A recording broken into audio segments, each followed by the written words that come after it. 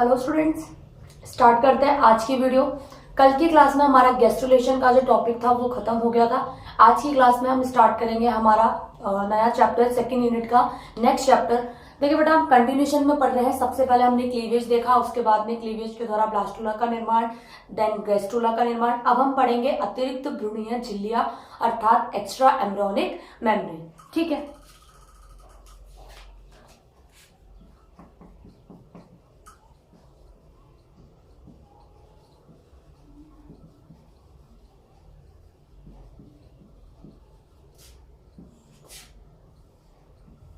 नाम से ही पता चल रहा है आपको, एक्स्ट्रा एम्ब्रियोनिक यानी कि अतिरिक्त भ्रूणीय, अर्थात कहने का मतलब है कि भ्रूण के अलावा जो अतिरिक्त जो झिल्लियां बनती हैं वो कैसे बनती हैं, क्या होती हैं, कौन कौन सी होती हैं, वो हमें इस चैप्टर के अंदर पढ़नी है। तो इससे पहले कि हम भ्रूणीय झिल्लियों पे पहुंचे, उससे पहले मैं आपको ये बता देती हूँ कि ये जो अतिरिक्त भ्रूणीय, कहने का मतलब यह है बेटा कि भ्रूण के अलावा और क्या क्या चीजें बनती है और क्या क्या रचनाएं बनती है, पहले हम उसको परिभाषा के थ्रू थोड़ा देख लेते हैं, समझ लेते हैं। ठीक है, तो पहले मैं आपको बता देती हूँ अतिरिक्त भ्रूणीय संरचनाएं।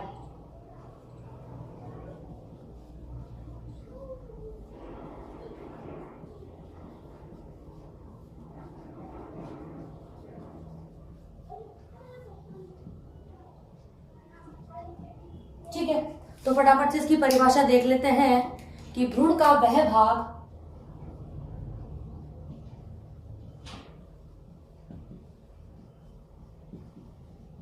जो किसी भी वयस्क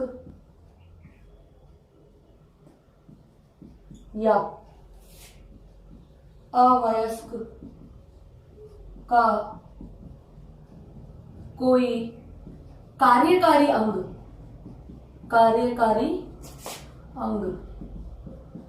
नहीं बनाता,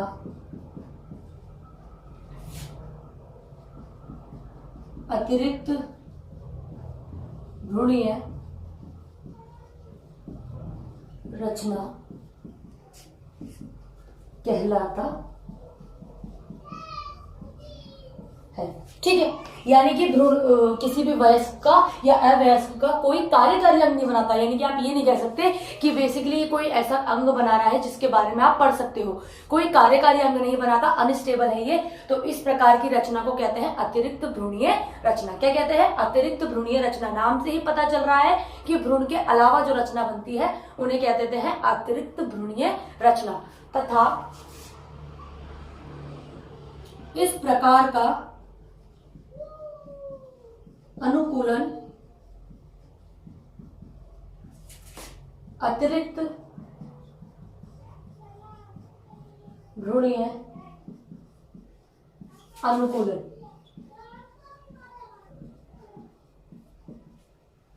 कहलाता है। सीधी सी बात है कि भाई जिन जीवों में या जिन प्राणियों में इस तरीके का अनुकूलन होगा, ये क्या है? एक तरीके का अनुकूलन ही तो है। ठीक है, अनुकूलन मतलब स्वयं की रक्षा के लिए हम जो खुद को अनुकूलित करते हैं, खुद को अडॉप्ट कर लेते हैं उस हिसाब से, उस तरीके का अडॉप्टेशन है। तो एक तरीके का भ्रूणीय अडॉप्टेशन है। तो इस प्रकार का अनुकूलन क्या कहलाता है? अतिरिक्त भ्रूणीय अनुकूलन। अब यदि हम बात कर ले इसके एग्जाम्पल की, कि यदि हम ये अतिरिक्त भ्रूणीय जो रचनाएं हैं ये कौन कौन सी होती है, तो ये होती है बेटा बेसिकली अंड झिल्लियां, अंड कवच। ठीक है, अंड झिल्लियां, अंड कवच, भ्रूणीय झिल्लियां, और यहां लिख देती हूं मैं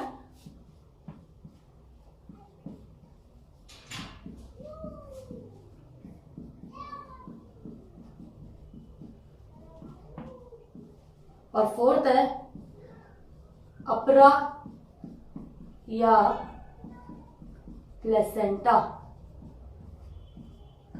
ठीक है, ये चारों जो रचनाएं हैं, ध्यान दीजिएगा मेरी बात पे कि बेटा ये चारों जो रचनाएं हैं यही क्या होती है? अतिरिक्त भ्रूणीय रचनाएं, यानी कि भ्रूण के अलावा बनने वाली या निर्मित होने वाली वे अन्य चार रचनाएं जो अलग अलग जीवों में देखने को मिल जाती हैं। जिसमें पहला है अंड झिल्लियां। नाम से ही पता चल रहा है कि जो अंडा है उसके चारों तरफ मिलने वाली झिल्लियां। ठीक है, कवच, कवच थोड़ा सा इससे टफ होता है। देखिए बेटा, झिल्ली जो होती है वो थोड़ी सी थिन होती है। और यदि हम बात कर ले कवच की, तो कवच हमेशा जहां भी आप पढ़ेंगे कवच नाम का शब्द, तो कवच किसी कठोर चीज का बना हुआ होगा, ठीक है। कवच थोड़ा सा कठोर होगा, झिल्ली थोड़ी सी थिन होगी, थोड़ी सी पतली होगी। चलिए, भ्रूणीय झिल्लियां यानी कि भ्रूण के आसपास, यहाँ तक तो अंडे की बात कर रहे थे हम, यहाँ पे भ्रूण के आसपास पाई जाने वाली झिल्लियां और अपरा या प्लेसेंटा जो हायर एनिमल्स या अर्थात हमारे अंदर मैमल्स के अंदर या ह्यूमन बीइंग के अंदर कह लीजिए आप, किसका निर्माण होता है, प्लेसेंटा का। तो ये सब क्या है, अतिरिक्त भ्रूणीय रचनाएं। और इस तरीके का अनुकूलन जिन जीवों में पाया जाता है उन जीवों को कह देते हैं हम कि इन जीवों में अतिरिक्त भ्रूणीय अनुकूलन पाया जाता है। चलिए, अब हम आ जाते हैं हमारा जो मेन टॉपिक है, विच इज अतिरिक्त भ्रूणीय झिल्लियां। वे कौन कौन सी झिल्लियां होती हैं, वे कौन कौन सी झिल्लियां होती हैं जो भ्रूण के निर्माण के समय बनती हैं और क्यों बनती है, क्या उनकी इंपॉर्टेंस है, नहीं बनेंगी तो क्या होगा, बन रही है तो क्यों बन रही है, वो सारी चीजें अब हमको देखनी है। चलिए, अतिरिक्त भ्रूणीय झिल्लियां।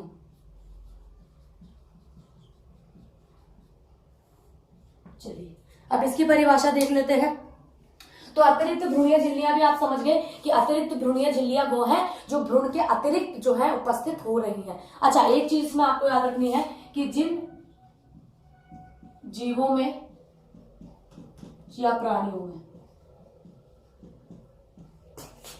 में अतिरिक्त भ्रूणीय झिल्लियां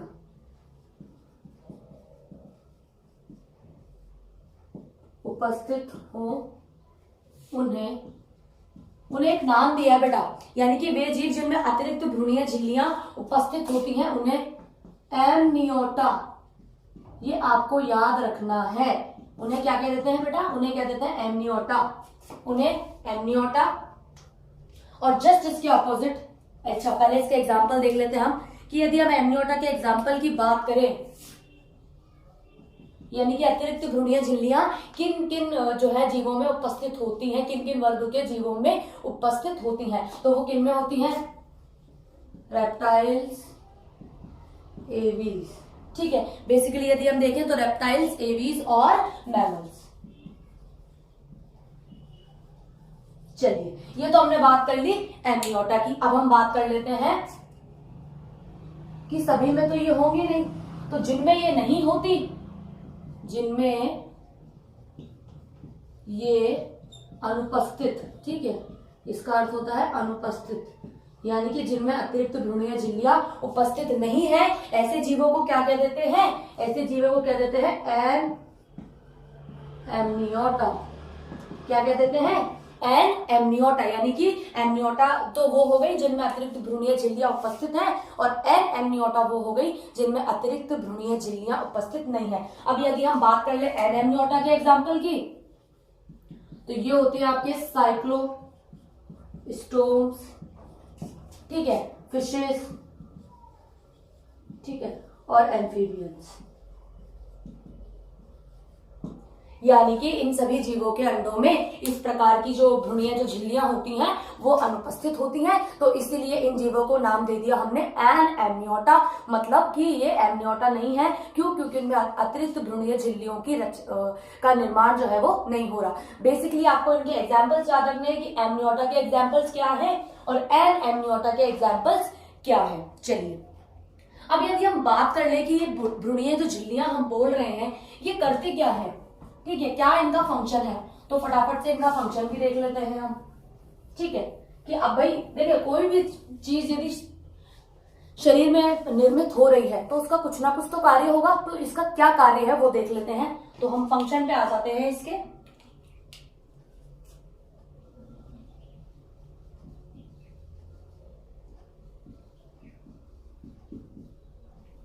ठीक है, चलिए फंक्शंस पे यदि हम आ जाएं इसके, तो सबसे पहला कार्य है इसका विकसित हो रहे भ्रूण को सुरक्षा प्रदान करना। यानी कि जिस भ्रूण का निर्माण हो रहा है, ठीक है, जिस भ्रूण का निर्माण चल रहा है उसे सुरक्षा प्रदान करना। इन भ्रूणीय झिल्लियों का कार्य क्या है? उन विकसित हो रहे भ्रूण को सुरक्षा प्रदान करना। यदि सबसे इंपॉर्टेंट काम देखें हम इसका, तो इंपॉर्टेंट काम यही है। दूसरा देखें तो उसे भोजन उपलब्ध कराना। ठीक है, जो विकसित हो रहा भ्रूण है उसको भोजन उपलब्ध कराना। और नेक्स्ट है श्वसन व उत्सर्जन की। ठीक है, ये 3 बेसिक जो काम है इसके वो मैंने यहाँ पे मेंशन कर दिए हैं कि एक्स्ट्रा एम्ब्रियोनिक मेम्ब्रेन्स का कार्य क्या होता है, क्या फंक्शन होता है इसका। कि सबसे इंपॉर्टेंट काम तो ये है बेटा कि ये विकसित हो रहे भ्रूण को, यानी कि जो एम्ब्रियो जो डेवलप हो रहा है उसे सुरक्षा प्रदान करती है, उसे भोजन प्रोवाइड यानी कि जो फूड है वो प्रोवाइड कराती है, और उसके जो इंपॉर्टेंट जो फंक्शंस है विच इज रेस्पिरेशन और एक्सक्रीशन, तो उसका जो है उस कार्य करती है। उत्सर्जन और उत्सर्जन की क्रिया का कार्य ये एक्स्ट्रा एम्ब्रियोनिक मेम्ब्रेन्स जो होती हैं वो करती हैं। चलिए, तो बेटा ये जो एक्स्ट्रा एम्ब्रियोनिक मेम्ब्रेन के बारे में आपने पढ़ लिया, तो ये एक्स्ट्रा एम्ब्रियोनिक मेम्ब्रेन जो होती हैं यानी कि अतिरिक्त भ्रूणीय झिल्लियां जो होती हैं, ये आपके बेसिक 4 प्रकार की होती हैं। कितने प्रकार की होती हैं? 4 प्रकार की होती हैं। टाइप्स देख लेते हैं इसके। ठीक है, फटाफट से इसके टाइप्स देख लेते हैं। सबसे पहली होती है बेटा योग सेक। हिंदी इंग्लिश सेम है, इसमें ऐसा नहीं है कि मैं इंग्लिश में लिख रही हूँ, हिंदी इंग्लिश सेम है बेटा, चाहे आप इसको हिंदी में पढ़ लो इंग्लिश में भी इसे योग सेक ही कहेंगे और हिंदी में भी इसे योग सेक ही कहेंगे। सेकंड है एमनियन। ठीक है, थर्ड है कोरियन, जिसका एक नाम और है बेटा सिरोसा। ठीक है, एक ही, दोनों एक ही बात है, चाहे कोरियन कह लो चाहे सिरोसा कह लो। और फोर्थ है आपकी एलेंटोइस। ठीक है, 4 आपकी देख ली आपने, योग सेक, एमनियन, कोरियन एंड एलेंटोइस। अब मैं थोड़ा थोड़ा आपको इसके बारे में थोड़ा सा बता देती हूँ। देखिए बेटा, जो हमने 3 तरीके की लेयर्स पढ़ी थी, एक्टोडर्म, एंडोडर्म और मेसोडर्म, उस तरीके की वेरिएशन से उन जो भ्रूणीय झिल्लियां हैं उनके बीच बीच में उनकी वजह से ये जो होती हैं भ्रूणीय झिल्लियां उत्पन्न होती हैं, और भ्रूण के निर्माण के बाद में ये जो भ्रूण का डिपार्चर हो जाता है, यानी कि भ्रूण जब शरीर से अलग हो जाता है, मात्रक शरीर से, उसके बाद में ये नष्ट हो जाती है, यानी कि ये टेम्पररी है, बॉडी में फिक्स नहीं है। जब भ्रूण का निर्माण हो रहा होता है उस समय ही ये बनती है। तो यदि हम बात कर ले योग सेक की, नाम से पता चल रहा है आपको योग सेक। योग तो आपको पता है पीतक, सेक का मतलब होता है थैलेनुमा रचना। सेक का मतलब क्या होता है? बैग, सेक, थैला। ठीक है, तो योग के चारों तरफ जो सेक लाइक स्ट्रक्चर होती है उसी को क्या कह दिया हमने? सबसे पहली प्रकार की जो अतिरिक्त भ्रूणीय झिल्ली होती है वो होती है आपकी योग सेक, यानी कि योग को प्रोटेक्ट करने वाली थैलेनुमा रचना is known as yolk sac extra embryonic membrane. चलिए, सेकेंड है आपकी एमनियन एंड कोरियन। तो ये जो एमनियन और कोरियन होती है, इनका जो उद्भव होता है वो ऑलमोस्ट सेम होता है, इसलिए हम इन दोनों की स्टडी एक साथ करेंगे। कैसे करेंगे बेटा? इन दोनों की स्टडी हम एक साथ करेंगे। लास्ट बच गई आपकी एलेंटोइस, और इसको भी हम देखेंगे। तो अभी आपके लिए जानना ये जरूरी है कि ये जो चारों जो एक्स्ट्रा एम्ब्रियोनिक मेम्ब्रेन आप पढ़ रहे हैं, इनकी उत्पत्ति कौन कौन सी लेयर के थ्रू होती है। तो फटाफट से हम वो देख लेते हैं कि योग सेक जो है कौन सी स्तर से बन रही है, एमनियन और कोरियन कौन से स्तर से बन रही है, and as well as allantois कौन से स्तर से बन रही है। तो फटाफट से नेक्स्ट टॉपिक में हम उसको देख लेते हैं। अब यदि हम बात करें कि ये जो अतिरिक्त भ्रूणीय जो झिल्लियां होती हैं, ये जो 4 हमने झिल्लियां मैंने आपको बताई, योग सेक, एमनियन, कैरियन और एलेंटोइस। तो अब यदि हम ये देखें बेटा कि जितने भी हमारे स्तर होते हैं, 3 तरीके के आप स्तर पढ़ते हैं, तो उनमें से कौन से स्तर कौन से झिल्लियों का निर्माण करता है। तो ये मेरे पीछे आप डायग्राम देख रहे हैं, डायग्राम के थ्रू मैं आपको ये बता देती हूँ। देखें, सबसे पहले स्टार्ट करेंगे हम, ये डायग्राम नंबर 1 है, ये 2 है एंड ये 3 है। ठीक है बेटा, तो सबसे पहले हम इस डायग्राम पे आते हैं। तो आप ये देख रहे हैं कि सबसे पहले ये सबसे टॉप पे जो आप ये देख रहे हैं, ये है न्यूरल ट्यूब का फॉर्मेशन। क्या है ये? न्यूरल ट्यूब का फॉर्मेशन। और उसके नीचे जो आप डॉट लाइक स्ट्रक्चर देख रहे हैं, ये है आपकी नोटोकॉर्ड। क्या है ये? आपकी नोटोकॉर्ड, जिसके बेसिस पे आप कॉर्डेड और नॉन कॉर्डेड को डिफरेंशिएट करते हैं, ये आपकी नोटोकॉर्ड। और ये जो आप बीच में रेडिश जो पार्ट देख रहे हैं, ये आपका मीजोडर्म। क्या है आपका? मीजोडर्म। ये अब हम विकसित इसकी विकास की अवस्थाएं दिखा रहे हैं, यानी कि इसका जो विकास है वो किस प्रकार से होता है, डायग्राम के थ्रू हम वो दिखाने की कोशिश कर रहे हैं। तो आप देखेंगे तीनों डायग्राम में कुछ ना कुछ वेरिएशन है, ठीक है।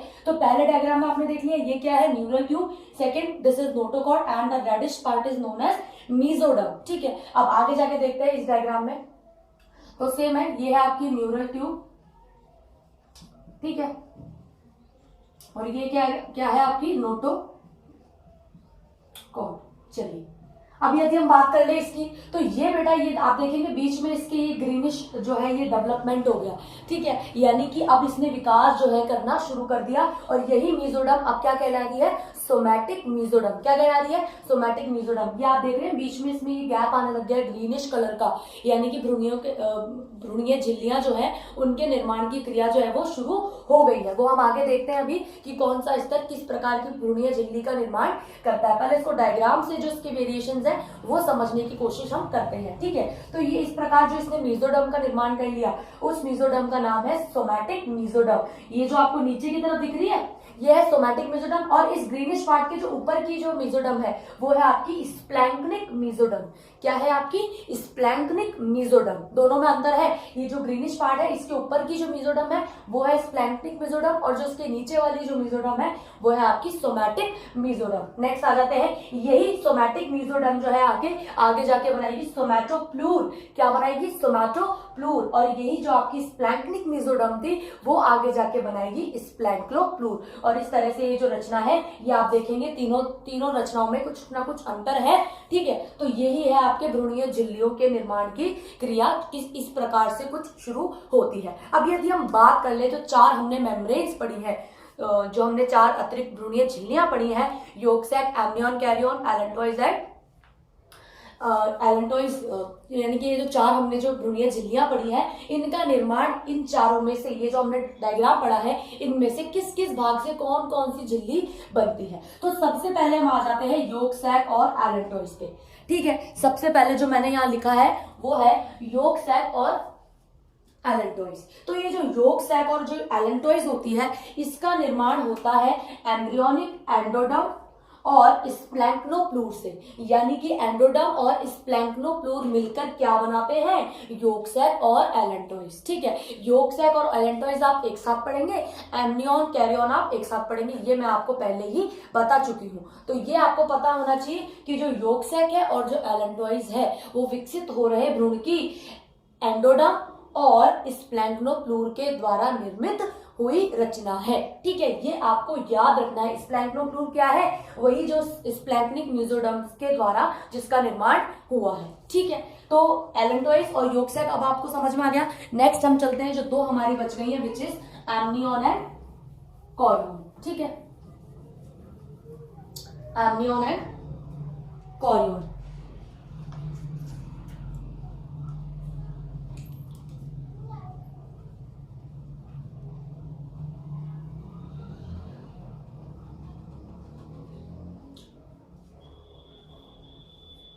ठीक है।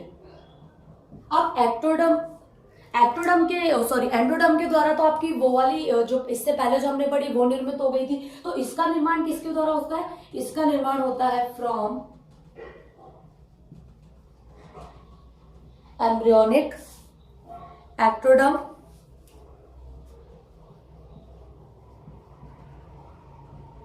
मीजोडर्म एंड, देखिए बेटा सोमैटोप्लूर तो आपने वहां देख लिया तो बच क्या गया, सॉरी स्प्लैंक्नोप्लूर तो आपने वहां देख लिया, बच क्या गया? सोमैटोप्लूर। तो यानी कि ये जो सोमैटोप्लूर वाला जो रीजन है प्लस एक्टोडर्म और मीजोडर्म ये सब मिलके क्या बनाती हैं? ये सब मिलके बनाती हैं आपकी एमनियन और कॉरियन, ठीक है। यानी कि इन सब का डेवलपमेंट कहां से होता है? एम्ब्रियोनिक एक्टोडर्म से, मीजोडर्म से और सोमैटोप्लूर से, ठीक है। यानी कि वेरिएशन आपको समझ में आ गया कि एंडोडर्म और स्प्लैंक्नोप्लूर से तो बन रही थी आपकी यॉर्क सैक और एलेंटोइड, उसके अलावा जो 2 मेम्ब्रेन्स आपकी बच गई which is amnion and Korean ये आपकी डेवलप हुई हैं एम्ब्रियोनिक एक्टोडर्म से, एम्ब्रियोनिक मेसोडर्म से और सोमैटोप्लूर से। अब ये सोमैटोप्लूर और ये सब मैंने आपको डायग्राम के थ्रू बता दिया है, तो आई होप कि आपको समझ में आ गया होगा। कल की क्लास में हम इन चारों मेम्ब्रेन के डायग्राम, इनके फंक्शन, इनके इंपॉर्टेंस, ये सब हम डिस्कस कर लेंगे और उसी के साथ ये जो हमारा छोटा सा चैप्टर था ये हमारा कल ही कंप्लीट हो जाएगा। आज की क्लास में मैंने आपको जो भी बताया आई होप कि वो आपको समझ में आ गया होगा। बेसिकली आपको ये याद रखना है कि अतिरिक्त भ्रूणीय झिल्लियां होती क्या है, ठीक है, किन किन में उपस्थित होती हैं, कौन कौन से इनके प्रकार है और किस प्रकार की अतिरिक्त भ्रूणीय झिल्ली किस भाग से बनती है, ये जरूर आपको याद रखना है। एक बार फिर से मैं रिपीट कर देती हूँ कि यॉर्क सैक और एलेंटोइड्स तो बनती है आपकी एम्ब्रियोनिक एंडोडर्म और स्प्लैंक्लोप्लूर से, तथा बची आपकी एमनियन और कोरियन वो बनती है आपकी एम्ब्रियोनिक एक्टोडर्म, मेसोडर्म और सोमैटोप्लूर से। ठीक है, इसी के साथ आज का जो हमारा टॉपिक था वो ओवर हो गया। Thank you.